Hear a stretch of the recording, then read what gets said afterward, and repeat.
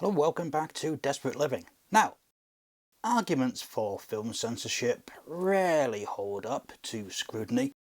As we know, there's a lot of nonsense talked about the effect that films as a whole or as individual movies can have on people, which in most cases, if not all cases, tends to be disproven when you look at the actual facts rather than just listen to the hysteria, the claims, the unattributed quotes and other such nonsense.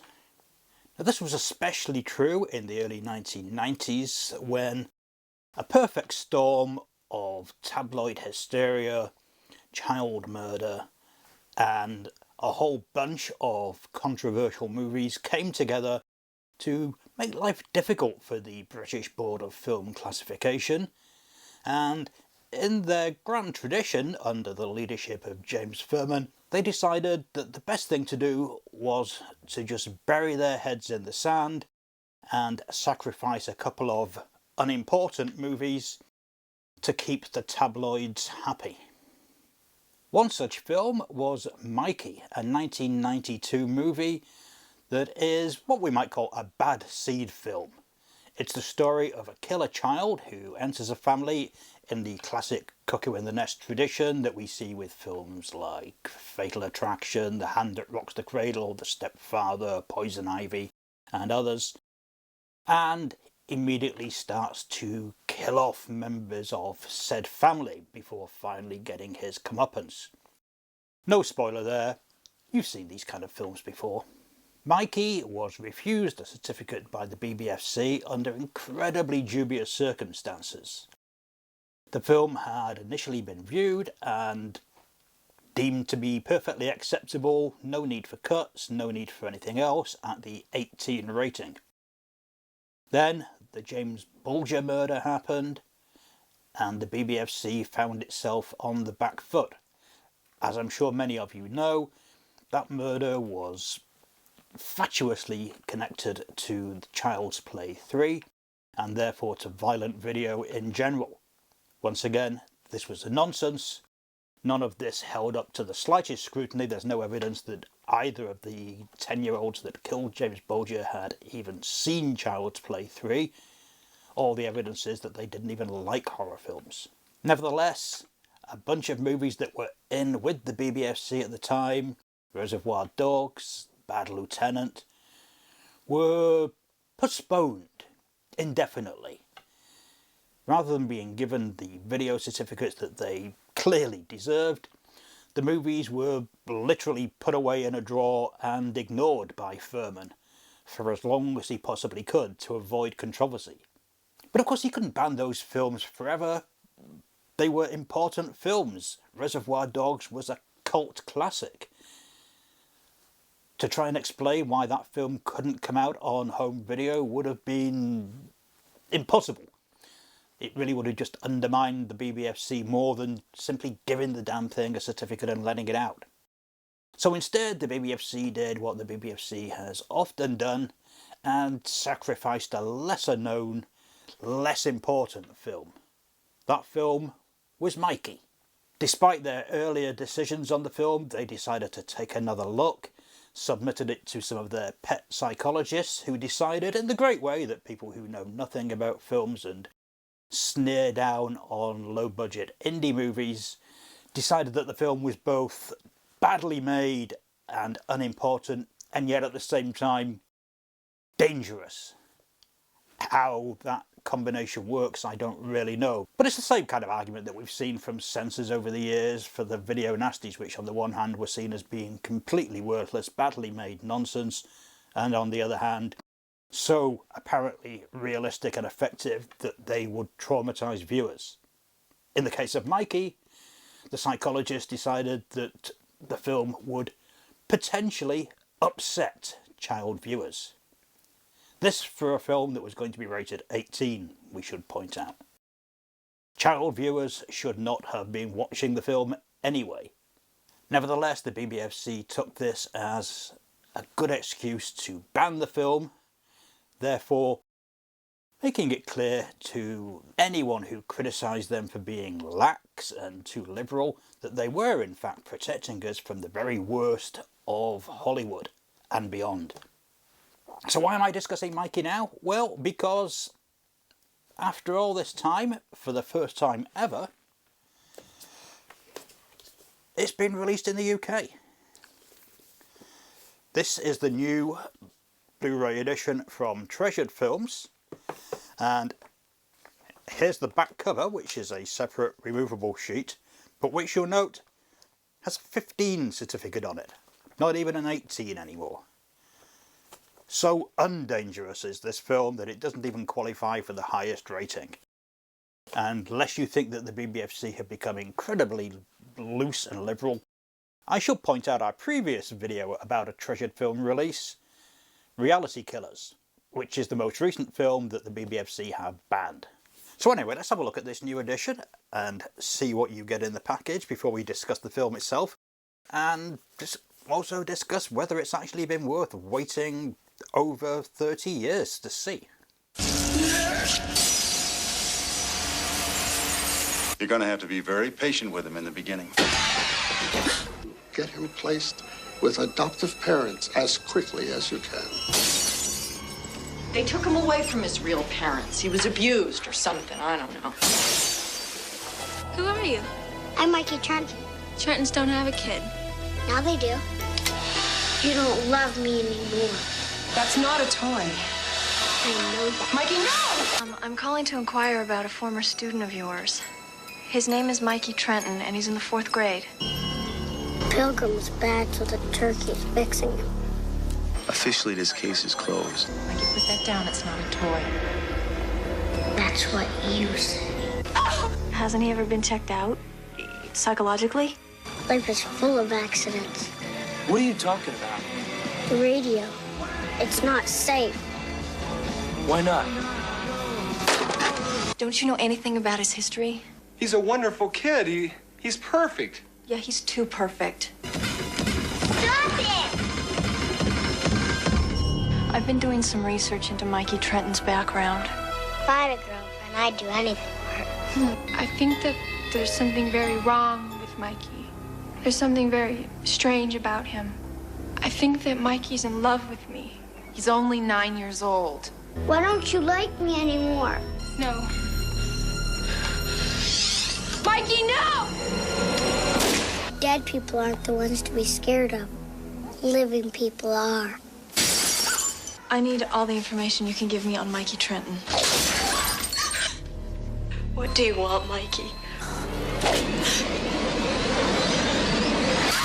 It's psychotic behavior. Mikey just needs a good, stable home. Remember, Jason and Freddy were kids once, too. Mikey.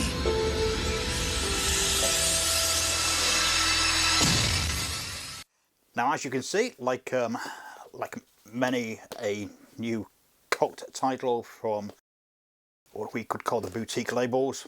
I regularly call them the boutique labels. I don't know why I'm being defensive on that now. This is as good a name as any. This comes as a boxed edition, so as well as the actual disc, which we have here as once again with a double-sided sleeve, so alternative artwork. Like many film that was going to go straight to video, and this was going to go straight to video, hence why it was easy to sacrifice. It had different artwork around the world, so we have two different covers inside, and obviously a third piece of art on the slipcase. Also in here are a set of stills. Always a joy to get out of the packet, these. Maybe not quite, they're not really reproduction lobby cards, they're their own thing. You can see a collection of images from the movie. So how many do we have here? 1, 2, 3, 6 altogether. Now, I'm never particularly excited by these sets of souvenir postcards or images that come with a lot of releases. But, you know, clearly there are people out there who really like them, and it's a nice addition to the set. And then there's the booklet, a 40-page booklet, and as ever, I hold my hands up, say that this is a contributor copy that I've received here because I did write an essay for this booklet on very much the subject that I've been talking to you about, the BBFC and their treatment of this film and other films, including the Macaulay Culkin Bad Seed movie The Good Son, which came out around the same time as this and was passed by the BBFC for home video, albeit with a scene cut. So anyway, this is a nicely produced book, as well as my essay in here. There's a piece from John Towson and a piece by Matthew Tilt, neither of which I had a chance to read that. This literally has arrived this morning. And as you can see from this sleeve, you no longer have to have the BBFC certificates. That's on the back cover insert and the shrink wrapping. And it's always good to be rid of those. It's not like they're particularly big these days, they're a lot smaller than they used to be, but they do still interfere with the artwork, and I'm glad to see the back of them, and I'm glad that companies have finally figured out a way of releasing these films without having to go through those particular motions. What's more, Treasured have gone the extra mile with promotion on this. Included in the package that I picked up was this nifty little fridge magnet featuring the eponymous Mikey, and a poster, double-sided poster, which features both the original and the new art. So again, perhaps not vital, but much appreciated extras. I do love when labels just do these additional things to make the package all that more interesting. I think that these are effectively available as not as a separate thing, but as more of a collector's pack, so you can buy just the movie on its own, or you can buy it with these as well. But the big question is Mikey worth the wait? And yes, I suppose it is. It's not a film that I suspect many people have been chomping at the bit to see for over 30 years.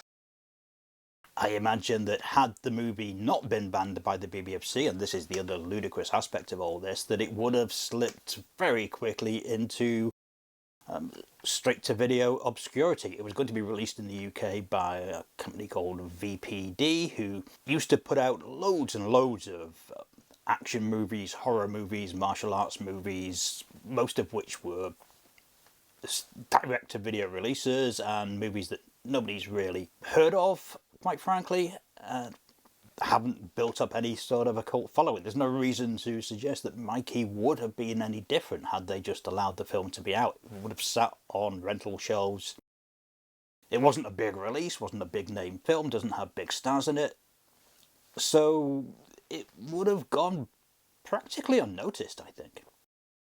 But it's quite an interesting film. It's a good 90s slasher thriller. If you like those movies that I mentioned earlier, things like The Stepfather, Poison Ivy, then I think this will appeal to you. And if you like the whole bad seed thing, the whole kind of taboo concept of the child killer, that is, the child as killer, not the killer of children, then you'll find this very interesting. It's well put together, it has some fascinating set pieces, it's completely unpretentious, it doesn't set out to be a movie in the way that The Good Son did, that has something deeper to say about childhood trauma and its effect on the psyche of young people, what forces young people to commit acts of violence. The film's not really interested in that. It's interested in being a good, fast-paced horror thriller with some entertaining little death sequences. I think it works in that way. It's not a pretentious film, it's not an art film, it's just solid entertainment. But it's a well put together, well made little film. Not a major production by any means, not the best film you'll ever see, far from the worst either.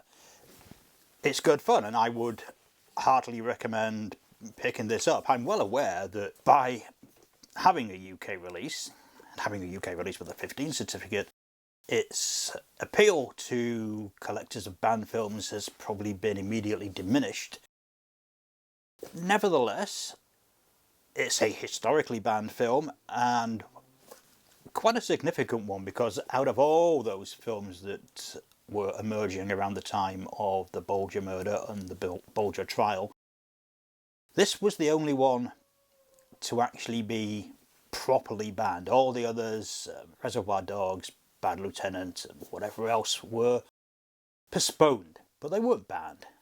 This disappeared, probably at fairly great cost to the distributor, but who cares about them, right? And probably to the distress of the film's producers in America, but again, who cares about them, right? As long as we protected the non-existent child viewer from non-existent harms, that's all that matters. As a historical piece of filmmaking, this is well worth picking up. As an entertaining piece of filmmaking, one of those kind of early 90s movies where the genre was in a kind of state of flux after the 1980s and not really at its peak, I suppose, but when we look back, there's actually a lot of really interesting stuff from certainly from the early 90s being made that stands up really well. If you like all those movies, Single White Female, another one that comes to mind, of course, then this is going to be very much up your street. So that is Mikey. Freshly released from Treasured Films. I'll put a link in the description below for you to pick the film up. If you are interested, as ever, any purchase that you make through Amazon through our links is helping the channel in a small way. We get a little kickback from the affiliate scheme. But, there are other outlets available if you choose, including Treasured Films themselves, if you want to buy directly from the company and support what they're doing, which, you probably really should, because companies that are going to this effort really deserve to be rewarded for doing so. So what was your take on the censorship hysteria of the early 90s and Mikey and its ban? Did you see the film at the time? I know that it was obviously an immediate collector's item once the BBFC had given it the boot. And if so, what did you think of it? Or for that matter, have you seen it since? And does the ban make any sense whatsoever to you? Let us know in the comments. If you've enjoyed this video and want to see more of the same, then make sure to drop it a like, hit the subscribe button, share with friends, do all those things that help boost the channel in the YouTube algorithm. Thanks for watching, and I'll see you again soon.